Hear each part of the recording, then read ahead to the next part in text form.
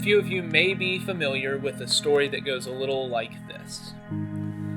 A teacher walked into his classroom one day, and he had a demonstration prepared for his students. In very dramatic fashion, he puts up a mason jar on his desk, and beside it, a big container of larger sized rocks.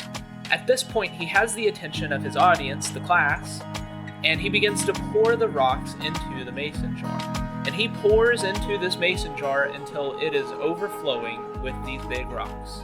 When he's done doing this, he looks to the class and says, "Class, is this mason jar full?" Almost in complete unison and agreement, the class all states, yes, it's full. The teacher responds, "Well, no, actually it isn't full." And then he proceeds to reveal a container of pebbles. Upon revealing the container of pebbles, he begins to pour the pebbles into the mason jar. The pebbles at this point fill the gaps and the creases that the big rocks left in the jar. He does this again until the jar is overflowing. And at this point, he turns to the class again and says, "Class, is this jar full?" Much more reluctantly than the first time, the class begins to respond, "Yes." The teacher says, "Well, no, it's not." He then raises a container of sand onto the desk. After this, he opens up the container of sand and begins to fill the jar with the sand. And the sand, much like the pebbles, fills in the creases that the pebbles and the large rocks could not get to. Again, he does this until the mason jar is overflowing with sand, and he turns to the class and says, "Class, is the mason jar full?" Now this time, no one in the class answers. It is dead silent. And the teacher says, "You're getting a little more clever." He says, "No, it's not full yet." Saying this, he raises a container of water to the desk. And just like the times previous, he fills the mason jar until it overflows with water.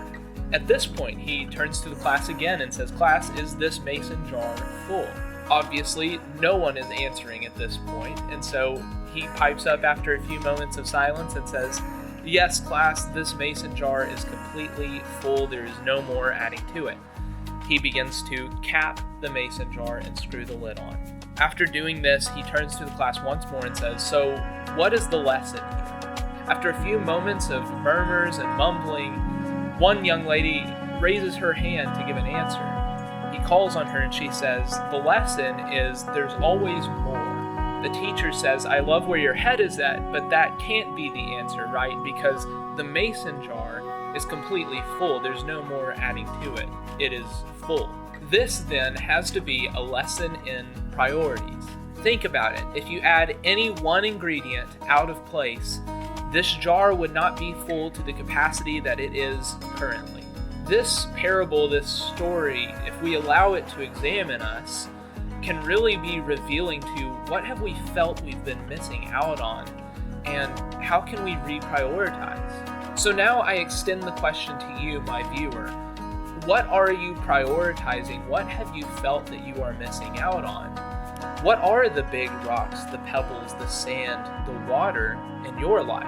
I found it meaningful in my own walk to take some time and journal this thing out. What are these things that I want to be prioritizing in my days?